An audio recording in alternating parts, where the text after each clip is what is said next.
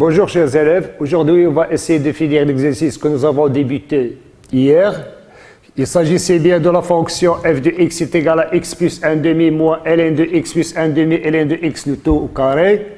La première question c'était calculer les limites de f de x quand x tend vers 0 lorsque x est supérieur à 0. Nous avons trouvé que cette limite est égale à plus l'infini. Nous avons donné aussi une interprétation géométrique au résultat trouvé. Donc, nous avons conclu que C, la courbe représentative de f, admet une asymptote verticale, voisinage de plus l'infini à droite de 0. Nous avons calculé aussi la limite de f de x quand x tend vers plus l'infini, qui est égale à plus l'infini.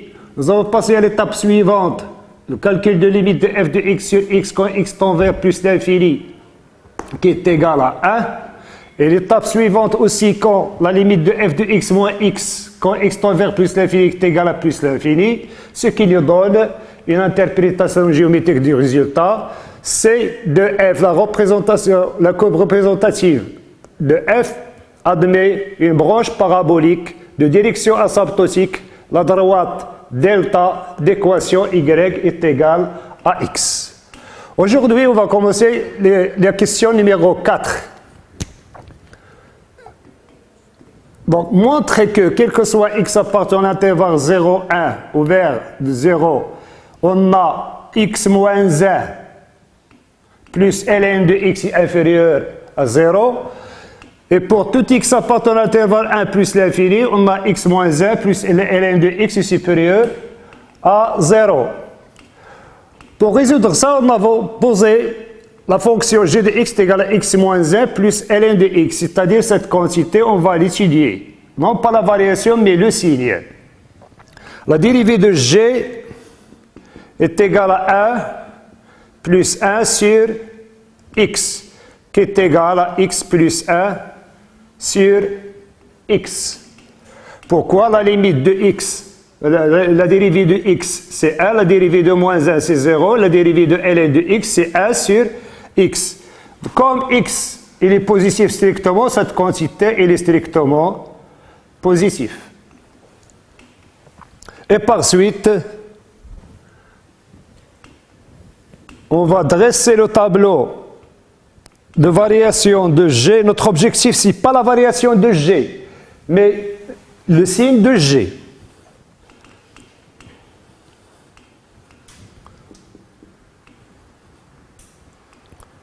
Elle est positive, donc elle est croissante.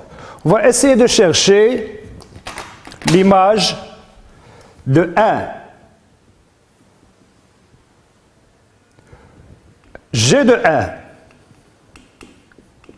G de 1 est égal à 1 moins 1 est égal à 0. Et ln de 1 est égal à 0, donc est égal à 0. On remarque bien, à partir de variation de G, que la courbe elle est divisée en deux parties. Une partie en dessous de l'axe des abscisses et une partie au-dessus de l'axe des abscisses. Ça ne m'intéresse pas les limites ici. Les limites, on n'a pas demandé de calculer les limites, mais juste le signe de la fonction g. Donc, conclusion, g de x, il est inférieur à 0 sur l'intervalle 0, 1, et g de x, il est supérieur à 0 sur l'intervalle 1 plus l'infini. Finalement, on obtient le résultat voulu qui n'est autre que x moins 1 plus ln de x, il est inférieur à 0 si x appartient à l'intervalle 0, 1 et x moins 1 plus ln de x est supérieur ou égal à 0 si x il appartient à l'intervalle 1 plus l'infini. Donc, à votre avis, pourquoi cette question? Cette question, pourquoi? Pourquoi on a posé cette question? On a posé cette question uniquement pour calculer ou bien pour étudier la variation de la fonction f. Donc la question suivante, déterminer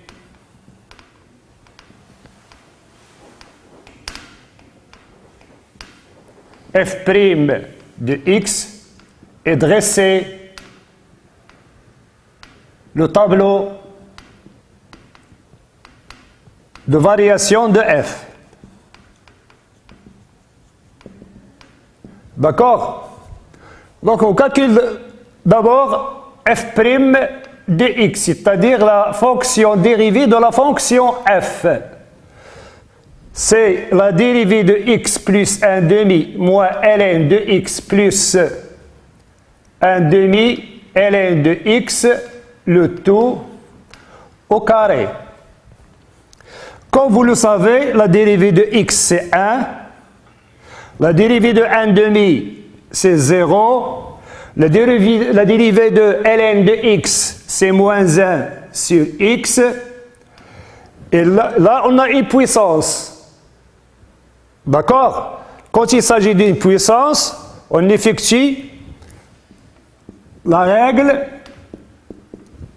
f à la puissance n, c'est-à-dire la dérivée de f à la puissance n est égale à n, la dérivée de f, c'est une multiplication, fois f à la puissance n moins 1. D'accord? C'est ce qu'on va essayer d'appliquer ici. D'accord, je vais effacer ça. 2 fois 1 demi, qui est égal à 1. ln de x, ln de x, c'est-à-dire 2 moins 1. Comme 2 moins 1 est égal à 1, je ne vais pas l'écrire. Est égal à 1 moins 1 sur x, plus ln de x sur x, qui est égal à x moins 1 plus ln de x, le tout sur x. Remarquez le numérateur. Le numérateur n'est autre que la fonction g que nous avons étudiée tout à l'heure. Et j'écris f' de x est égal à g de x sur x. Quel est le signe de g? Le signe de g, nous l'avons déterminé ici. D'accord? Je vais effacer cette partie-là pour que je puisse dresser le tableau de variation de la fonction f. D'accord?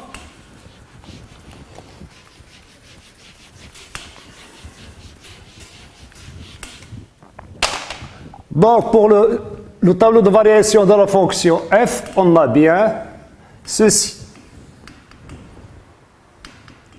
x, f', x, fx, 1 plus l'infini. Quand x est la partielle à l'intervalle 0, 1, la fonction g de x elle est négative et par suite f' elle est négative.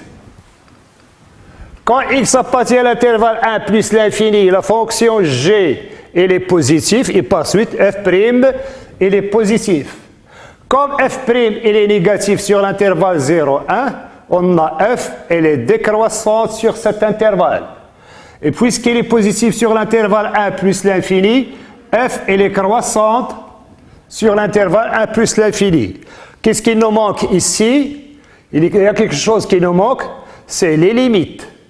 Limite de f de x, quand x tend vers 0, on l'a fait dans la première question, est égal à plus l'infini. Et limite quand x tend vers plus l'infini dans la fonction f, dans la deuxième question, c'était plus l'infini. Reste à calculer f de 1. f de 1, c'est 1 plus 1 demi. 0, 0, c'est 3 demi. D'accord? Parce que le ln de 1 est égal toujours 0. Il nous reste 1 plus 1 demi, c'est tout. C'est 3 demi. Je passe À la question 5. La question 5, c'était calculer f seconde, la dérivée seconde de la fonction f. Donc, pour calculer la dérivée seconde, je calcule la dérivée de la dérivée. Et la dérivée de g de x sur x. La dérivée d'une fraction, ou bien d'une fraction où il y a le numérateur et le dénominateur, comme le dit la règle, f sur g dérivée est égale à f' fois g moins f fois g', le tout sur g au carré. D'accord? Je vais essayer d'appliquer ceci à notre fonction. Est égal g' de x multiplié par x moins x', g de x, le tout sur x au carré. G' de x que nous avons calculé tout à l'heure, c'était 1 plus 1 sur x multiplié par x, moins g de x qui est x plus 1 moins ln de x sur x au carré. J'obtiens ici x plus 1 moins x plus 1 moins ln de x sur x au carré. Pourquoi? J'ai effectué un développement ici. X fois x, c'est x. X fois 1 sur x, c'est 1. Je simplifie par x. Il ne me reste que 2 moins ln de x, le tout sur x au carré. D'accord? À quoi nous sert cette question? Pourquoi ils nous ont demandé de calculer f seconde à votre avis? Toujours quand ils nous demandent de calculer f seconde, il s'agit bien de l'étude de la convexité ou bien de la concavité de la courbe de f. Donc, on va étudier le signe de f seconde pour en déduire la concavité de la fonction ou bien de la courbe représentative de f. D'accord?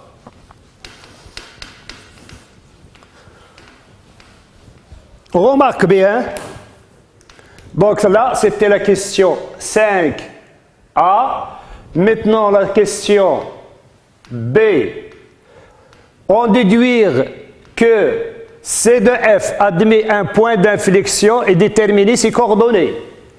Gf seconde de x est égal à 0, équivalent à dire que ln de x est égal à 2. C'est une équation dont la solution est x est égal à exponentielle de 2. J'étudie le signe de f seconde. X, f seconde de x. Et là, la courbe représentative de f. 0 plus l'infini exponentiel de 2. Si x est inférieur à exponentielle de 2, cette quantité elle est négative. Elle est positive plutôt. Et le contraire à droite. Donc, ici, la fonction elle est convexe. Ici, la fonction elle est concave. Et ce point-là, on l'appelle un point d'inflexion. D'accord? Donc, C de f admet un point d'inflexion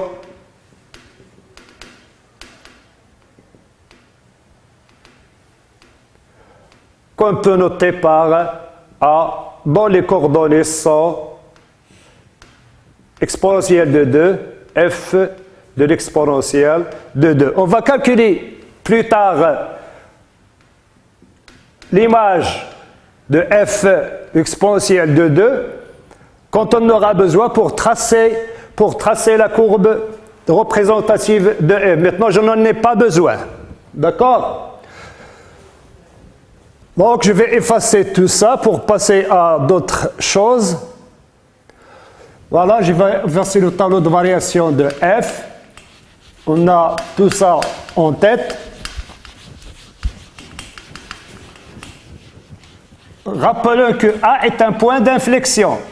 Parce que f second s'annule, il change de signe.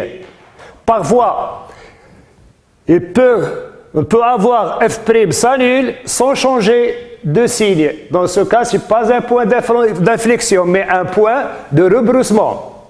De rebroussement ou bien de première espèce ou bien de deuxième espèce selon le cas. Question 6. On pose h de x est égal à x ln de x moins x. La question c'est montrer que h est une primitive de la fonction log. Montrons que h est une primitive de la fonction ln de x. Pour cela, c'est facile. Comment on procède? Je calcule la dérivée de h. Si jamais je trouve ln de x, c'est une primitive de x. Donc, la dérivée de h est égale à la dérivée de x moins x de tout. La dérivée du produit, c'est la dérivée de x.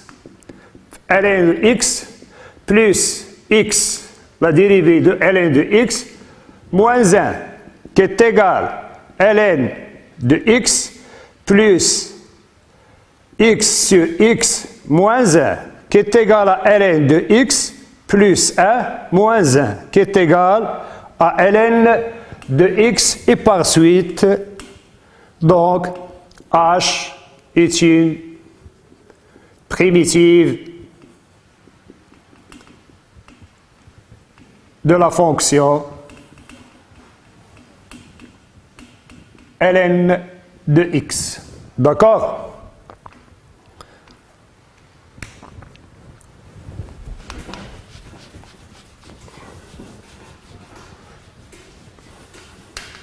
Pourquoi, à votre avis, ils nous ont demandé cette question-là? À chaque fois, je dois me poser la question. Et une question, c'est pour résoudre la question suivante. Ça nous sert pour résoudre la question suivante. Il faut faire toujours ça dans la tête. Il faut toujours se poser la question pourquoi on nous pose certaines questions. Donc, l'objectif de cette question-là, c'est de calculer. Là, je peux mettre petit a et là, un petit b. En déduire ou bien calculer l'intégrale de 1 à e de ln de x, le tout au carré. D'accord? Pour chercher cette intégrale, on aura besoin de cette question. On a ln 1 jusqu'à e ln de x au carré dx. Je vais procéder par intégration par partie. Je pose le 1 ici. Là, j'ai un 1. Comme j'ai un 1 fois. Ce 1-là, je vais le mettre x'. ln de x, le tout au carré. D'accord? Procédons par intégration par partie. On aura x, ln de x au carré entre 1 et e, moins l'intégrale de 1 jusqu'à e, de quoi? X, ln de x, prime, c'est-à-dire la dérivée, qui est égale, je remplace x par e, j'obtiens E, et quand je remplace x par 1, j'obtiens un 0. D'accord? Moins l'intégrale de 1 à E. La dérivée de ln de x au carré, on vient de calculer, on l'a calculé tout à l'heure. C'est 2. 2, ça sort en dehors. X, 1 sur x, ln de x, dx. Je simplifie par x, il ne me reste que l'intégrale de 1 à E, ln de x, d de x. Et la question précédente nous sert pour déduire cette intégrale qui est égale x ln de x moins x entre 1 et E. Je remplace par E, j'obtiens 1 moins 2. Facteur de E moins E, c'est 0. Et pour le 1, c'est moins 1. Attends, je ne vais pas précipiter doucement. Quand je remplace par E, ln de E, c'est E. E moins E, c'est 0. Je remplace par 1 ln de 1, c'est 0, moins 1. Donc, plus 2. Donc, l'intégrale, finalement, l'intégrale de 1 à E de ln de x au carré dx est égale, bien sûr, E plus 2. À quoi va nous servir cette question? C'est calculer la surface d'une partie du plan.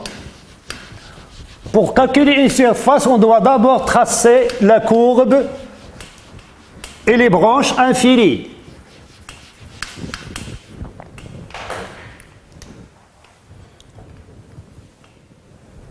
Je vais tracer la courbe de F.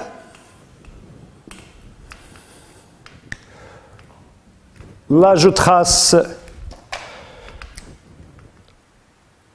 la droite delta qui est la première bisectrice.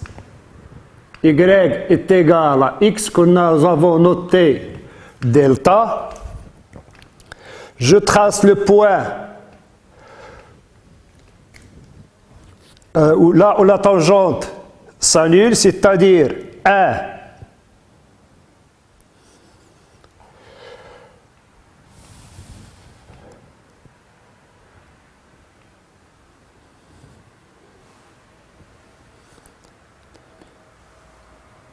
Là, j'ai une tangente nulle, 1, 3, demi.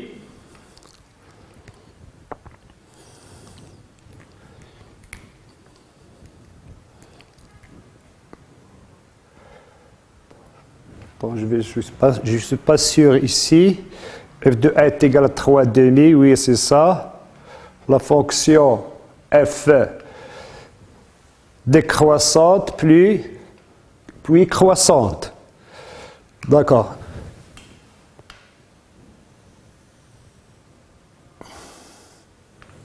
Une branche parabolique. Il nous manque un point ici à déterminer. C'est le point. Ce point-là, il est important pour tracer la courbe représentative de f.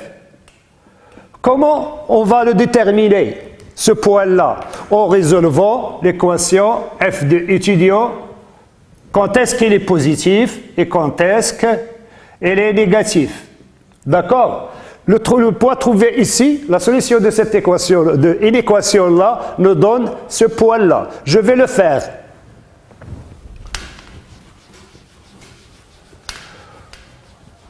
Attention, l'exercice n'est pas encore fini. Si jamais le temps ne va pas le suffire, on va le terminer dans la prochaine séance, d'accord? Parce qu'il ne reste pas beaucoup de temps. Donc, f de x moins x est égal à 1 demi moins ln de x plus 1 demi ln de x au carré.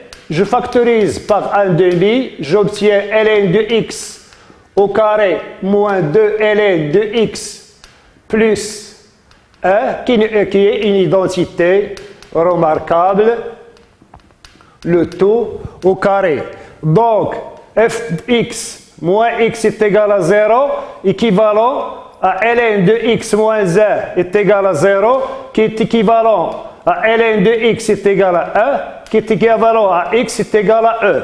Donc, ce point-là a pour abscisse e. Donc, il va passer par e. D'accord? Je vais essayer de faire vite.